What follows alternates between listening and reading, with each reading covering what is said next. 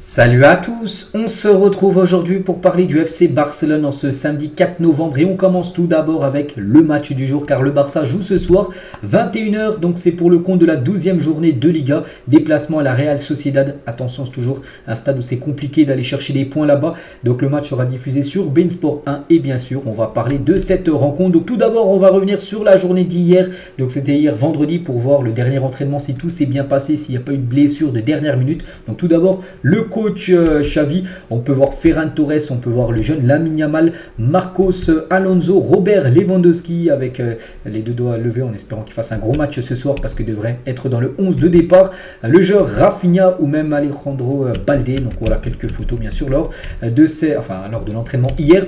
Et les deux unes aujourd'hui, Mundo Deportivo et Sport, donc en gros test décisif. Un petit rappel les gars, la Real Sociedad je dis 5e, Barça 4e, il y a 5 points d'écart, donc même si le Barça on va dire perd ce soir du côté de la Real Sociedad, ils reviendront à 2 points, mais bon, il ne faut pas perdre. Tout simplement, il faut prendre des points, surtout que le Barça a perdu la semaine dernière contre l'équipe du Real Madrid. Donc c'est pour ça, il faut prendre des points, sinon attention, parce que le Real et Girone qui a joué également cet après-midi. Donc voilà, c'est pour ça, il faut rester au contact tout simplement des premiers. Et la une du journal Sport, c'est la magie est de retour, et surtout le magicien est de retour, parce qu'on peut voir les deux unes.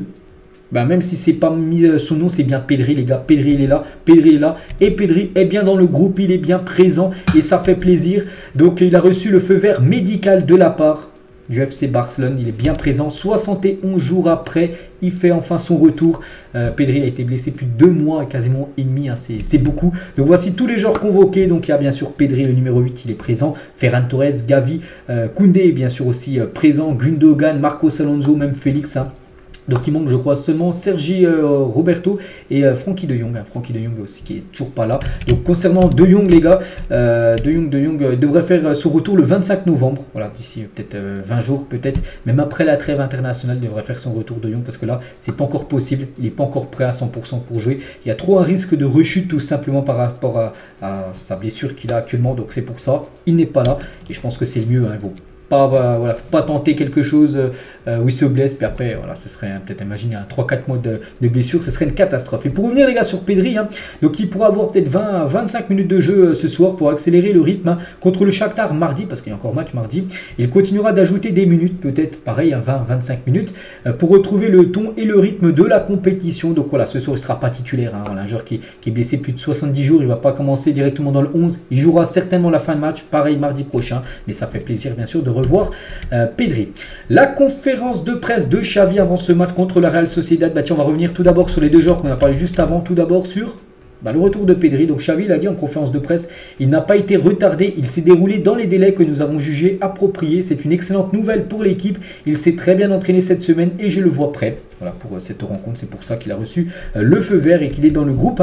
Concernant Frenkie de Jong, donc cela dépend de ses sensations, je ne peux pas répondre, tout comme Pedri avait un très bon feeling et le quai des médecins. Frenkie ne l'a pas eu, ce hockey, le feu vert en gros, c'est encore le feu rouge pour Frenkie de Jong, les médecins. Donc il a essayé, il s'est entraîné, mais il souffre toujours. Voilà, il a participé à des entraînements, mais c'était pas possible. On a parlé juste avant. Toujours avec Xavi, il parle de l'adversaire, la Real Sociedad. Donc ce soir, nous avons un test de haut niveau. C'est un adversaire du niveau de la Ligue des Champions. Un petit rappel, la Real Sociedad joue en LDC cette saison. Ils font très bien les choses avec le même entraîneur depuis quelques années maintenant. Donc voilà, il sait bien sûr comment joue cette équipe. C'est une équipe très compliquée à manœuvrer. Toujours avec Xavi, après la défaite contre Madrid, nous avons fait un pas en avant à l'entraînement et nous voulons montrer que nous avons réagi et prendre les 3 points, bien sûr, parce que il a re-regardé le Classico perdu pour voir ce qui n'a pas été. Il en a parlé avec ses joueurs, bien sûr, Xavi, pour dire ce qui n'a pas été, ce qui a été, tout ça. Donc, bien sûr, elle a fait mal à cette défaite samedi dernier. Des sentiments, après Classico, donc ce qu'il a pu dire hier, donc quasiment une semaine après la défaite, il a dit un sentiment de colère. Tous les supporters seront d'accord avec moi pour dire que nous avions le match sous contrôle, bien sûr, et nous l'avons dominé. Et ce sont des détails qui nous font perdre le match. Nous avons perdu à cause de nos erreurs.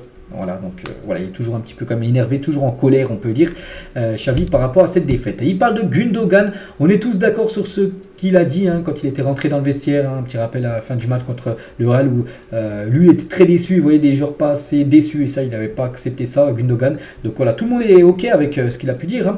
On a parlé dans le vestiaire et c'est tout, nous pensons tous la même chose, nous sommes au Barça et personne n'a à nous dire quelles sont les exigences ici. Il n'y a pas eu de polémique dans le vestiaire par rapport aux propos de Gundogan. Le rôle de Oriol Romeu, il a dit, cela n'a rien à voir avec l'absence de Francky, il fait du bon travail, quand il est entré, il s'en est bien sorti. Bon, c'est ce qu'il dit. S'il parle du match contre le Real, non, il n'a pas fait un bon match. Bref, mais il y a de la concurrence. Celui qui est le meilleur est celui qui jouera. Celui qui s'entraîne le mieux jouera. Celui qui joue un bon match jouera à nouveau. Donc voilà, s'il joue plus actuellement, Romeu, c'est qu'il n'est pas assez bon par rapport à ses performances qu'il fait. Lamine Yamal et l'école l'a dit calme. Il a 16 ans, on attend beaucoup de lui, mais il ne faut pas trop en générer comme avec Boyan à l'époque. Et à l'école, eh bien, il s'en tire bien là-bas, parce qu'il est toujours à l'école. N'oubliez pas qu'il ne fait pas que le foot. Lamine Yamal, il a seulement 16 ans, il va encore à l'école, il fait foot plus école. Donc voilà, c'est des journées très chargées pour Lamine Yamal, mais ça se passe bien pour l'école. Il va passer ses diplômes. Et voilà, bon après on sait qu'il fera certainement carrière dans le football. Le rôle des capitaines dans les bonnes situations c'est important, mais dans les mauvaises situations c'est encore plus important. Nous avons un vestiaire très sain et noble, l'attitude n'a jamais failli. Je n'ai jamais eu à leur dire quoi que ce soit à ce sujet. Voilà, par rapport au rôle des capitaines. Toujours avec Xavi, nous avons des capitaines qui sont ici depuis des années et qui en savent beaucoup à ce sujet. Ils ont faim de gagner. C'est le Barça, si on marque 3 buts, on dit qu'on aurait pu en marquer 5. Si nous ne le faisons pas, ils disent qu'ils ont marqué contre nous. C'est quelque chose de culturel chez les Catalans, voilà, de toujours vouloir gagner, toujours avec des gros résultats. Donc vous n'êtes pas toujours 10 sur 10. Nous nous efforçons d'atteindre l'excellence, mais nous ferons preuve de patience, tout simplement. C'est vrai, quand tu es entraîneur ou même joueur dans un énorme club comme le Barça, tu as toujours beaucoup de pression. Voilà, si tu marques, je sais pas, tu gagnes 5-0, les supporters vont dire pourquoi tu n'as pas gagné 6-0. Donc voilà, c'est toujours des trucs comme ça. Et bon, il le sait, c'est comme ça du côté du Barça. Toujours avec Xavi, il faut être équilibré mentalement. Je pense que je le suis. Je pense que je transmets aux joueurs tout sauf de la complaisance. Je suis quelqu'un qui exige beaucoup de moi-même et des joueurs. Qu'il y ait des critiques, c'est normal. Voilà, c'est son rôle, voilà, c'est l'entraîneur. Si un joueur n'est pas bien, il a fait un mauvais truc dans le match, il va le dire. Et il a totalement raison, sinon ça sert à rien bien sûr d'être coach. Toujours avec Xavi, il parle de Kubo. Kubo, tiens, joueur de la Real Sociedad, ancien joueur du Barça, il était à la Masia à l'époque. Donc ce joueur, attention, est très bon, il a remporté quand même le prix du meilleur joueur de la Liga lors du mois de septembre. Attention à ce joueur, donc c'est l'un des joueurs les plus remarquables de la Real Sociedad. Il est dans un moment extraordinaire, il marque des buts, fait des passes D. Nous devons être au-dessus de lui, qu'il y ait toujours de l'aide défensive, il a un haut niveau. Un joueur à surveiller, bien sûr, tout le monde le connaît, le jeune Kubo. Cancelo, est-ce qu'il va commencer? Nous avons beaucoup d'alternatives. L'autre jour, Ronald Araujo y a joué, défenseur droit, mais je vois bien Cancelo, il est très fort physiquement et mentalement, il n'y a pas de risque majeur de fatigue. Donc voilà, bon, pour Xavi devrait bien démarrer Cancelo. Et en parlant de Lewandowski et Rafinha qui étaient rentrés le dernier quart d'heure lors du Classico semaine dernière, il a dit ils se sont bien entraînés tous les deux, ils se sentent bien, ils sont à 100% et les blessures dans leur cas ont été oubliées. Donc voilà, c'est-à-dire qu'ils sont aptes à commencer directement titulaire. Plus d'options pour l'équipe et plus de possibilités pour moi pour faire des rotations et gérer des efforts. Donc concernant Lewandowski, donc on pense qu'il devrait être titulaire et Rafinha on ne sait pas. On va parler de toute façon des compos, tiens, probable juste après. Il y a eu aussi un petit mot les gars par rapport au Ballon d'Or. Tout d'abord le Ballon d'Or d'Aitana. Avec Aitana il n'y a pas de débat, elle le mérite, elle a tout gagné, c'est un spectacle de l'avoir joué et j'ai une relation amicale avec elle. Donc il est très content bien sûr pour cette joueuse qui a remporté le Ballon d'Or lundi dernier. Puis aussi il y a une question par rapport au Ballon d'Or de Messi. Donc il a dit c'est amplement mérité, c'est le meilleur joueur de l'histoire, je lui ai parlé cette semaine, il est heureux et ravi de ce Ballon d'Or. Et en 2010, quand Iniesta, Messi et moi avons été nominés pour le Ballon d'Or, Messi a gagné et je me suis dit ce n'est pas ce n'est que justice, c'est le meilleur footballeur de l'époque et pour moi de l'histoire. Donc voilà tout ce qu'a pu dire Xavi, bavard bien sûr, sur tout ce qui s'est passé, voilà, sur le Ballon d'Or, sur les joueurs blessés, sur le match contre la Real Sociedad de ce soir. Concernant les compos, donc d'après Sport, ça pourrait être ça, donc tiens je vais vous montrer aussi celle de la Real Sociedad.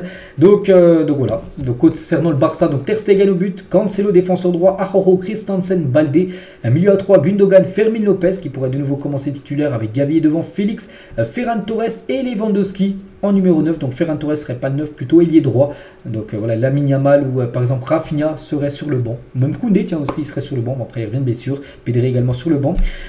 Côté Real Sociedad, attention Zubimendi, tiens un joueur que le Barça aimerait recruter. Il est enfin titulaire certainement. Kubo Hugo sera aussi titulaire. Et sinon, la compo cette fois-ci, Mundo Deportivo, bon c'est quasiment la même, je pense que ça change. Eux ils mettent plutôt Lamine Yamal, il est droit à la place de Ferran. Sinon Fermin, Gundogan, Gavi, sinon c'est la même, non ils mettent Inigo en défense, alors que là c'est plutôt Christensen. Voilà, donc voilà, ça devrait être grosso modo. Voilà, ça on peut dire une des deux là, la compo de ce soir. Et concernant Lewandowski, donc il revient, il devrait être titulaire bien sûr. Et l'année dernière, Robert Lewandowski a marqué son premier but pour le Barça, c'était contre la Real Sociedad.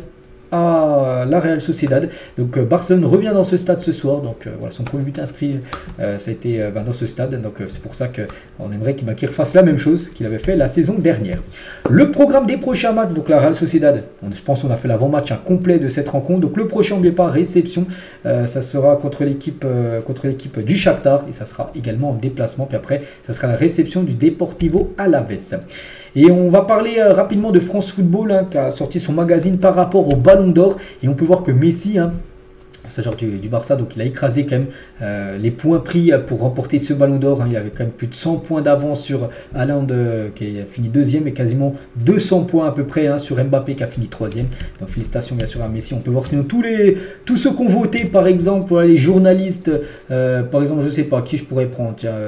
En Nigeria, le journaliste il a mis Messi en premier, Haaland deuxième et Mbappé en troisième position. Un autre pays qui est en Ukraine, il a mis Messi en premier, il a mis j'arrive pas trop à voir Rodri en deuxième, c'est Rodri, il a fait une grosse année, et Haaland en troisième position. Donc voilà, beaucoup de personnes ont mis quand même Messi en première position. Et Messi, lui, il a pu voter, vu que tous ceux qui ont gagné un Ballon d'Or dans leur carrière ont pu voter pour le trophée Copa. Il a mis Musiala premier, Pedri deuxième et Bellingham à la troisième position. Et on finit cet épisode aujourd'hui.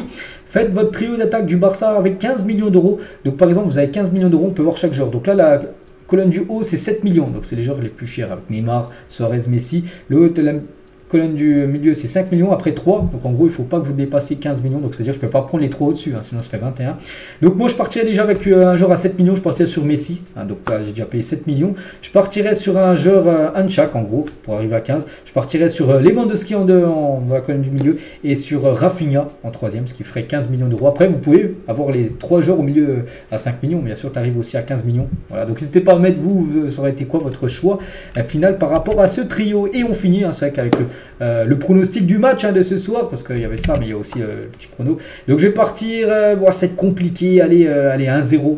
On sait qu'il y a eu pas mal de 1-0 saison dernière, à 1-0 ce sera un résultat parfait pour le FC Barcelone. Donc voilà ce qu'il y a à dire aujourd'hui, j'espère que ça vous a plu. On se retrouve demain bien sûr pour le prochain numéro. Je vous souhaite un bon samedi, bon match à vous et à demain.